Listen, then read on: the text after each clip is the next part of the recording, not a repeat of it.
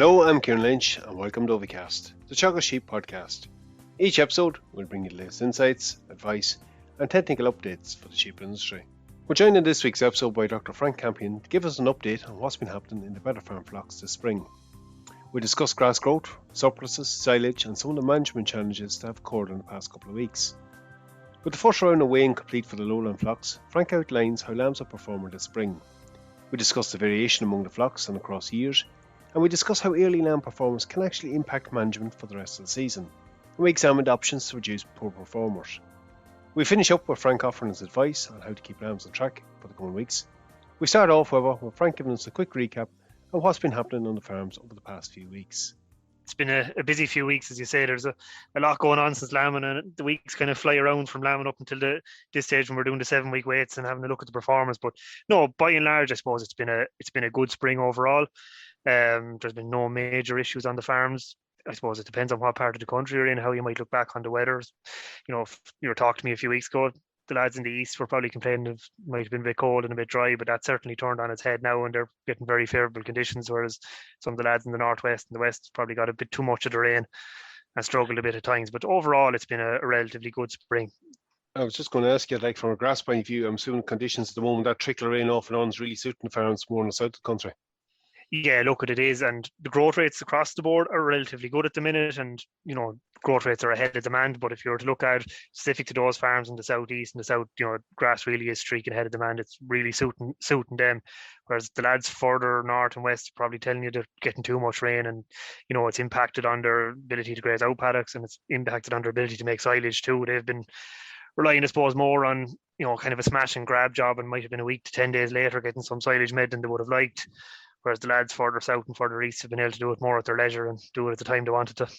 So just like at the moment, we can see tractors flying up and down the roads of the country at silage. How are the lads fixed at the moment for silage?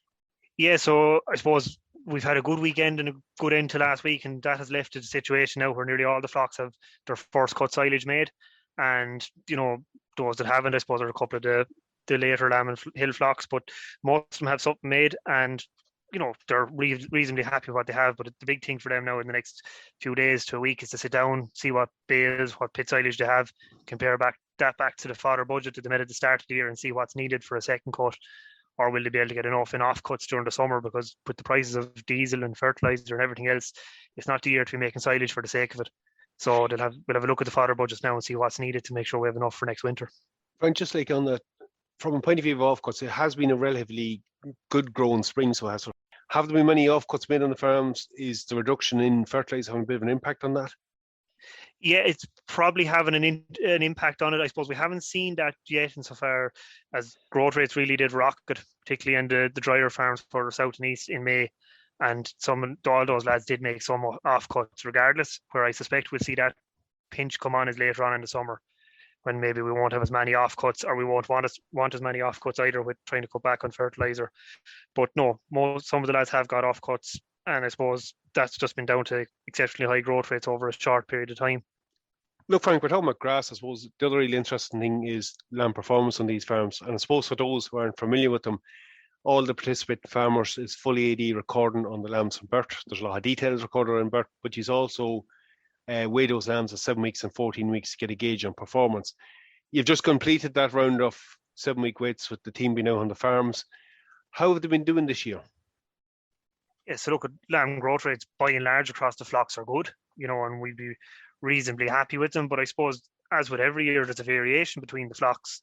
You know, we have some very good performing flocks where, you know, twin born and reared lambs are coming in at 300 grams plus per day for the first 7 weeks, and likewise with farms that are, you know, 30 grams behind that as well. So that's what we see every year. But I suppose a couple of interesting things coming out of it, I suppose, you know, despite it being a relatively kind spring for sheep, and I think most people would agree with you on that, you know, we still see flocks that are behind where they were last year and flocks that were ahead of where they were last year. And when we look back and delve into that, it really comes down to the fact that one of the biggest things that affects growth rate in those first 7 weeks is farm specific factors, you know. So it's, you know, getting your grassland management right. Did you get in on time with the nematodirus dose? You know, was there a lameness problem that you got in on top of quickly, or did you leave it run on an extra few days? And we see this every year. You know, the first 7 weeks is probably, it's 99% of the time, that's when your lamb is growing at its fastest. and growing at its most efficient. And the better you can get that growth rate in the first 7 weeks, ultimately the better the performance potential that you have for the rest of the year. But all we always see is where something maybe goes wrong slightly, like we're late with the dose, or we don't get on top of the grass and manage. And where we see that sometimes is where farms maybe let grass, get too far ahead of them. And we see that in a kind year like this, where we see lots of grass in the farms, we take our eye off the ball a bit, and suddenly the quality isn't right. It can have a big impact on the 7-week growth rate, which will ultimately impact the performance for the rest of the year. So farm-specific factors are crucial at this time of the year to get on top of. It's an interesting one. That often in a good growing year, it obviously suits the higher stocking rate farms better, but can sometimes be a little bit challenging for lower stocking rate farms, some of which you would have in the program. Yeah, it can, and especially can be challenging for those lower stocked farms when we get, if we get a few wet weeks like we did in some parts of the country there a couple of weeks ago, where there was a need to drop out paddocks, get on top of grass again. We weren't able to do that, and suddenly now we have a grass quality issue, and we see that very quickly in the 7-week waits, because that has a big impact on that. So it can often be a good year can often be more challenging for the lower stock lads in terms of grassland management. So, I suppose just to delve into it a little bit more, I imagine you have some farms there consistently sitting over that 300 grams per day each year. Other farms, Frank, how much of a change are we seeing from year to year for some of those other farms you mentioned? So some are up, some are down. Might just give us a bit of an indication on what the differences are. Yeah, so look, you're right, Ciarán. We have some farms there, and they're sitting quite consistent over the last couple of years, that they're holding relatively within the same growth rates. Then we have other flocks that are plus or minus 20 to 30 grams on where they might have been last year, and we have other flocks that are plus or minus 10 grams where they were in last year. So there can be a big variation in it, and I suppose the challenge going forward is fine, nothing we can do about now, but it's for those flocks that are maybe 20 grams ahead or behind where they were last year, to look at the factors that affected that. So that was more than just a fluke accident or just a one-off incident. So what management decisions did we make, or maybe we didn't make, that caused that difference in growth rate? And that's something kind of, nearly every flock can do. I know you mentioned that the lads are EID recording and they've loads of data there, and it's a great resource. But even for a flock that's not EID recording, if you go out now at this stage, you're probably still able to link the lamb back to the O. Look at some of them poorer performing lambs, how many of them have you? And mark some of them, mark the O's. Is it a O factor? Is it a management factor in terms of grass? Is it a management factor in terms of maybe lameness or not dosing on time, or dosing too early even? Have a look at those factors in your own flock and see what's affecting it. And the other side of that, Ciarán, and it's something I think I've talked with you about before on the podcast a while ago, is passengers in the system. So like every year, every flock will cull a certain percentage of O's. And depending on the year, you might have a bad year where you cull an extra few for mastitis that you didn't plan on, or you might have had a problem with prolapse or something and you have to cull an extra few. But regardless, in a flock that's relatively stable number-wise, there'll usually be scope to cull a certain percentage based on performance. And the time to do that is to go out now and look at your poor lambs, link them back to the O and mark that Joe. And if you come to the end of the year and you have scope to cull some O's in performance, maybe they're the O's to get rid of. Why didn't they go out to grass and rear a lamb to the same level of performance that some of the other O's did? Get them out of the system and not be carrying the passengers. Yeah, I think the most worrying ones of them, Frank, we've seen them on farms before, the ones that turn up a weaning in great condition, look a super yo and have two very bad lambs at foot, or one very bad lamb at foot they didn't look after.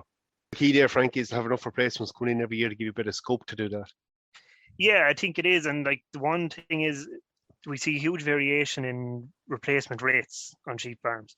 We're not consistent enough. So we would typically see is that about 20-25% of the flock should be replaced every year.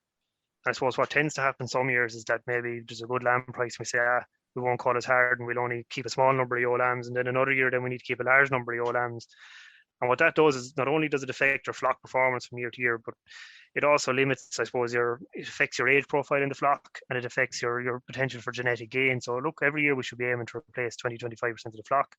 And to get up to that 20-25%, we obviously cull our problem yos or mastitis or lameness or prolapse, etc. But we should also be trying to cull some of those poor performing yos that are not working in our system, get rid of them and get in some new yo lambs that are, hopefully going to be picked on better performance and come from our good performing yos within the flock.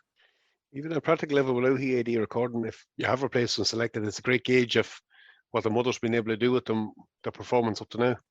Exactly, something as simple as putting a management tag in the in the lamb at lambing time, or as we go along now up to 7 weeks, picking out your good lambs, picking out your bad lambs, whatever way you want to do it. A small, inexpensive management tag, or even just putting DID tags into the ones we want to keep, so that we can keep a track on them. It can be done as simply as that, right up to the very expensive and I suppose complicated DID recording systems. We can do any level we want, but even at a basic level, it'll work quite well. And I think, as you said, Ciarán, we come along to weaning and we often see these great ewes in great condition, and we sometimes assume she's a good joe and it looks like a good joe, but often they're the problem ewes. But now is the time to find them, because now we'll be able to see the lambs, link the lambs back to her and say, right, there's a problem there, that she might be looking after herself better than she's looking after the lambs. And I suppose that's something that we've really started in the last couple of years with some of the lads in the Better Farm program, and I think it's something that a few of them are really starting to buy into now, and starting to see the benefit of it, of coming along at weaning time, looking at their growth rates, looking at the growth rates at 7 weeks, and say, right, what are the bottom performing ewes, and getting rid of them. Now, just from a management point of view, that growth rate you indicated earlier, this is the period of highest growth. It's going to have a bit of a knock-on impact for some of those farms. The higher performing farms, obviously it takes care of itself, provided you keep on top of things, but for the lower performing farms, that will have a little bit of an impact on management up to weaning, and maybe management post weaning and sales on those farms. Yeah, it will. Look, ultimately, like I said, your lamb is growing as fastest and most efficient now at the minute. So if the lamb is behind at 7 weeks, or behind target at 7 weeks, it'll more than likely be behind the target you've set for weaning. So you have to bear that in mind. And look at, I suppose, for the next 7 weeks, the real crucial thing with those lambs is that most of their nutritional needs are now coming from grass and not from the ewe's milk. So it's vitally important that you have the grass quality right going into them, so that they're able to grow to their potential.